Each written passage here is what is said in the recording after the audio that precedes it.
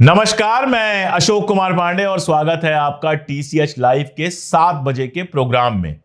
Pakistan United nation security council का president चुना गया है, अध्यक्ष चुना गया है और यह खबर पूरे हिंदुस्तान में फैली है, कल से वायरल चल रही है। इसको लेकर तमाम बहस मुबाहिसे हो रहे हैं। एक बात मैं आपको बता दूं कि यह पाकिस्तान की कोई उपलब्धि नहीं है, ऐसी कोई बड़ी चीज नहीं है। यूनाइटेड नेशन सिक्योरिटी काउंसिल के जो भी मेंबर होते हैं, परमानेंट और नॉन परमानेंट, उनमें से किसी एक को अध्यक्ष बनाया जाता है और सिर्फ 1 महीने के लिए बनाया जाता है और यह रोटेशन पे होता है।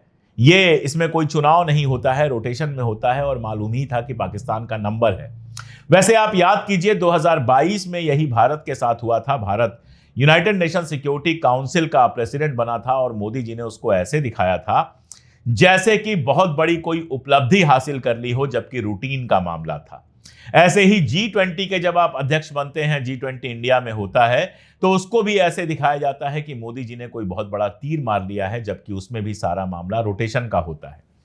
तो जाहिर है जब मोदी जी अपने अध्यक्ष बनने को बहुत बड़े तीर मारने की तरह दिखाएंगे, तो उनके जो विरोधी हैं वो पाकिस्तान के अध्यक्ष बनने पे सवाल पूछेंगे कि भाई आपकी डिप्लोमेसी का क्या हुआ। तो अध्यक्ष बनना तो बड़ी बात नहीं है, लेकिन सिक्योरिटी काउंसिल में चुने जाने के लिए जो वोटिंग हुई थी, उसमें जिस तरह से उसके पक्ष में वोट पड़े थे, 182 वोट शायद पड़े थे, वो भारत के लिए चिंता का विषय जरूर है। भारत के लिए चिंता का यह भी विषय है कि आतंकवाद पे बनी 2 कमेटियों में पाकिस्तान को शामिल किया गया है और एक में वो चेयरपर्सन है। FAFT में आप जाते हैं, वहां जापान आपका साथ नहीं देता। SCO में आप जाते हैं, वहां चाइना और रशिया आपका साथ नहीं देते। और SCO की जो मीटिंग हुई थी, उसमें आराम से पाकिस्तान बलूचिस्तान का नाम डलवाने में सफल हो गया था, लेकिन आप नहीं डलवा पाए कश्मीर का नाम, पहलगाम का नाम। नतीजा यह हुआ कि राजनाथ सिंह ने उस प्रस्ताव पर साइन करने से इनकार कर दिया, लेकिन रशिया ने साइन कर दिया। तो सवाल तो है ही कि भारत की डिप्लोमेसी कहां जा रही है। भारत की विदेश नीति को मोदी की विदेश नीति बना दिया गया है। अभी 5 देशों में जा रहे हैं मोदी जी। कोई पूछ ले किस लिए जा रहे हैं तो कोई जवाब नहीं है। अर्जेंटीना जा रहे हैं। अर्जेंटीना के सब मिलाजुलाकर खूबी यही है कि वो इजराइल का पार्ट 2 है। वो 24 घंटे हर तरह से इजराइल के साथ खड़ा रहता है। अर्जेंटीना का प्राइम मिनिस्टर इजराइल जाता है और जेरूसलम में जाकर जो वेस्टर्न वॉल है वहां पर सर लगाता है। मोदी जी भी शायद उसी ग्रुप में शामिल होने के लिए तड़फड़ा रहे हैं। किसी भी तरह से अमेरिका का हर आदेश मानने को तैयार बैठे हैं और शायद इसीलिए अर्जेंटीना जा रहे हैं, या फिर अडानी जी का कोई बिजनेस होगा। और तो कोई बड़ा काम नजर नहीं आता है। 60-65 साल से कोई हिंदुस्तानी प्रधानमंत्री अर्जेंटीना नहीं गया, क्योंकि इसकी जरूरत नहीं थी। मोदी जी अर्जेंटीना जा रहे हैं। एक तो उनका यह भी टास्क है कि दुनिया में कितने देशों पर टिक लगा दें कि इतने देश मैं घूम चुका हूं प्रधानमंत्री रहते हुए। इसी तरह आप देखिए, रशिया जो हमारा सबसे करीबी दोस्त हुआ करता था, वो भी आपसे धीरे धीरे दूर होता जा रहा है। एशिया की तो बात ही छोड़ दीजिए, सार्क को आपने खत्म कर दिया और सार्क के खत्म होने के बाद 2014 से सार्क की मीटिंग्स नहीं हो रही हैं। अब यह खबर आ रही है कि चाइना और पाकिस्तान मिलकर एक नया ग्रुप बना रहे हैं, जिसमें अफगानिस्तान भी होगा, जिसमें बांग्लादेश भी होगा और श्रीलंका भी होगा। आप होंगे कि नहीं होंगे पता नहीं, और अगर होंगे भी तो वहां आपकी कोई इज्जत नहीं होगी, क्योंकि चाइना होगा जो सबसे बड़ा मुल्क होगा। अगर सार्क गेम्स दोबारा होते हैं तो चाइना उसमें होगा जो सारे मेडल जीत के ले जाएगा।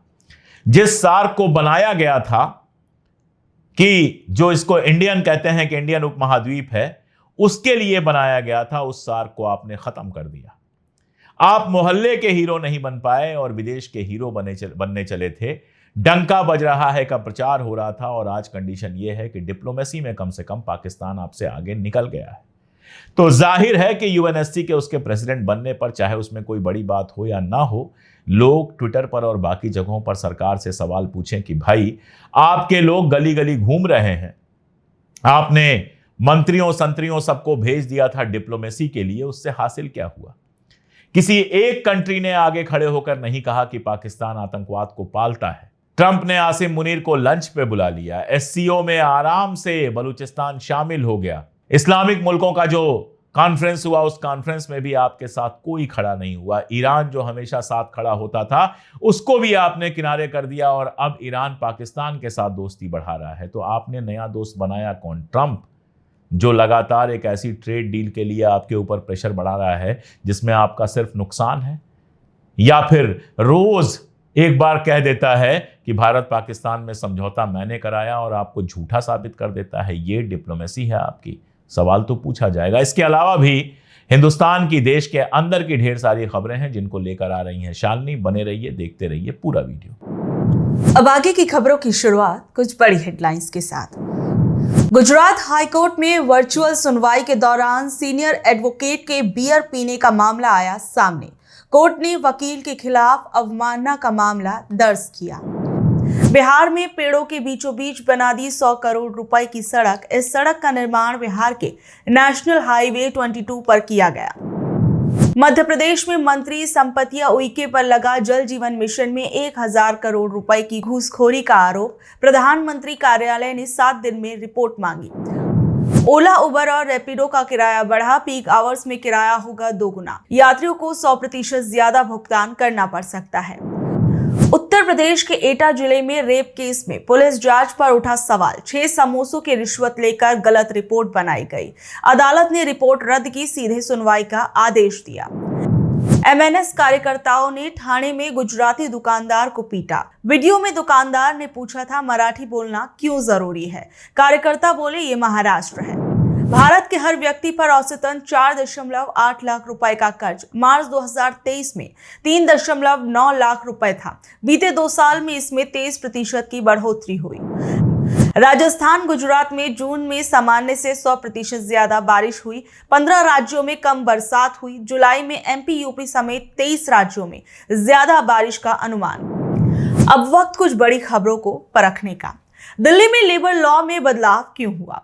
एक तरफ देश का युवा दर दर की ठोकरें खा रहा है, सरकारी तो छोड़ो प्राइवेट नौकरी के लिए भी जूते घिस रहा है, और दूसरी तरफ हमारी सरकारें ईज ऑफ डूइंग बिजनेस के नाम पर मजदूरों की गर्दन पर तलवार चला रही हैं। दिल्ली में बीजेपी सरकार का नया फरमान आया है। लेबर लॉ जो उपराज्यपाल महोदय के आशीर्वाद से आ रहा है, उसमें साफ साफ कहा गया है कि कंपनी मालिकों मौज करो। 200 से कम कर्मचारी हैं तो जब मन करे नौकरी से निकालो, कंपनी बंद करो, किसी की इजाजत की जरूरत नहीं। अब तक 100 लोगों को निकालने की सीमा थी, अब उसे 200 कर दिया गया है। क्या ये कारोबार को आसान बनाने के नाम पर मजदूरों की जिंदगी को नरक बनाने की साजिश नहीं है? श्रमिक संगठनों का कहना है कि अगर कंपनियों को बिना अनुमति के छटनी की छूट दे रहे हो तो कम से कम मुआवजा देने का कानून तो बनाओ। लेकिन किसे फिक्र है? सोचिए, जब किसी की अचानक नौकरी जाएगी और दूसरी नौकरी मिलने तक उसके घर परिवार का क्या होगा? घर परिवार के खर्चों का क्या होगा?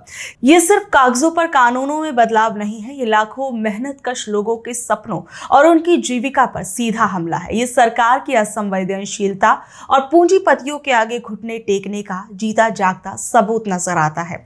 वहीं इस फैसले में एक और खबर है। दिल्ली सरकार ने लेबर लॉ में कई बड़े बदलाव किए हैं। इसके तहत अब महिला कर्मचारी नाइट शिफ्ट में काम कर सकेंगे, लेकिन इसके लिए उनकी सहमति जरूरी होगी।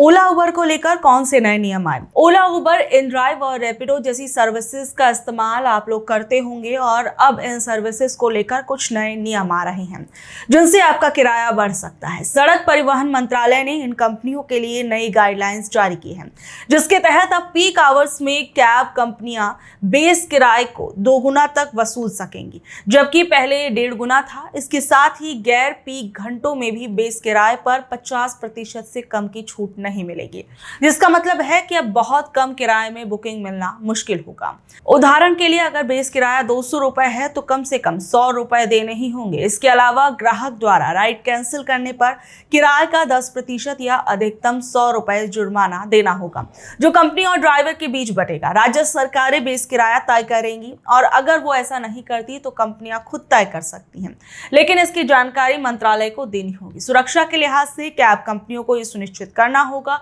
कि चालकों के पास 5 लाख रुपए का हेल्थ इंश्योरेंस और 10 लाख रुपए का टर्म इंश्योरेंस हो। साथ ही कैब में लोकेशन ट्रैकिंग डिवाइसेस भी लगाने होंगे। मंत्रालय ने कैब ड्राइवरों की रेटिंग्स की समीक्षा करने और कम रेटिंग वाले ड्राइवरों को ट्रेनिंग देने के लिए भी दिशा निर्देश तय किए हैं। सरकार ने इन सभी कंपनियों को 3 महीने के भीतर इन नई गाइडलाइंस को लागू करने का निर्देश दिया है।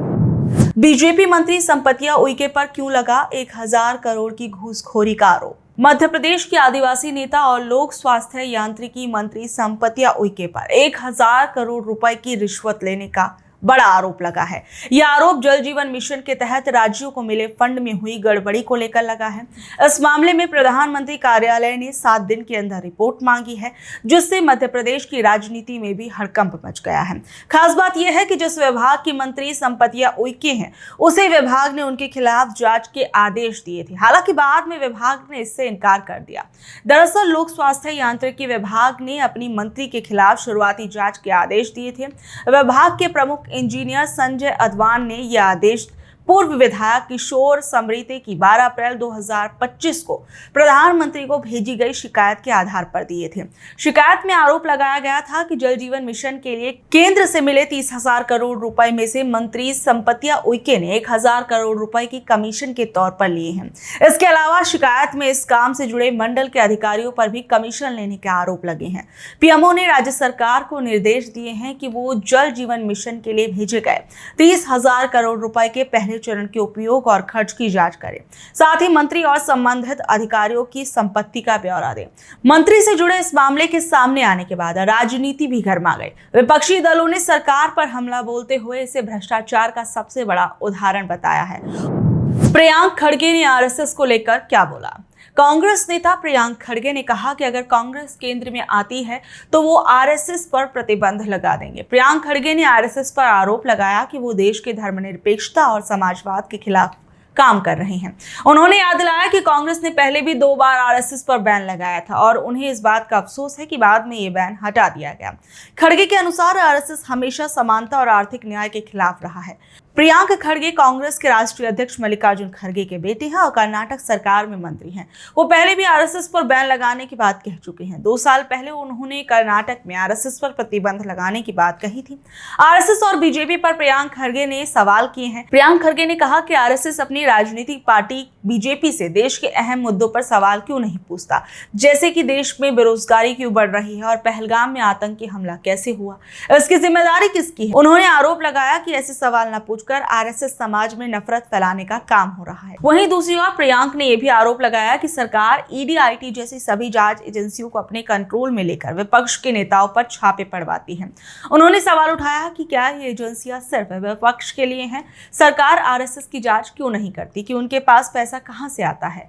वहीं दूसरी ओर सोमवार को बीजेपी नेता तेजस्वी सूर्या ने कांग्रेस के हाई कमान को भूत भी कहा था और इस पर पलटवार करते हुए प्रियंक खड़गे ने एक्स पर लिखा कि कांग्रेस में हाई कमान का मतलब किसी एक व्यक्ति का राज नहीं है, बल्कि ये लोकतंत्र और संगठन इसी तरह का काम करते हैं। खड़गे ने तेजस्वी से पूछा कि बीजेपी का हाई कमान कौन है। उन्होंने कहा कि बीजेपी के ज्यादातर कार्यकर्ताओं को तो अपने राष्ट्रीय अध्यक्ष का नाम भी नहीं पता, उनके लिए तो मोदी ही सब कुछ है, राष्ट्रपति, प्रधानमंत्री और शायद पंचायत सचिव भी। प्रियंक खड़गे ने तेजस्वी सूर्या को इस बात पर चुनौती दी। तो ये थी खबरें आज की। कल शाम 7 बजे फिर हाजिर होंगी अगली खबरों के साथ। अगर आपको ये आज की खबर अच्छी लगी, जानकारी भरी लगी, तो इसे अपने दोस्तों, रिश्तेदारों से शेयर कर ले। कल तक के लिए नमस्कार, शब्बा खैर, गुड नाइट।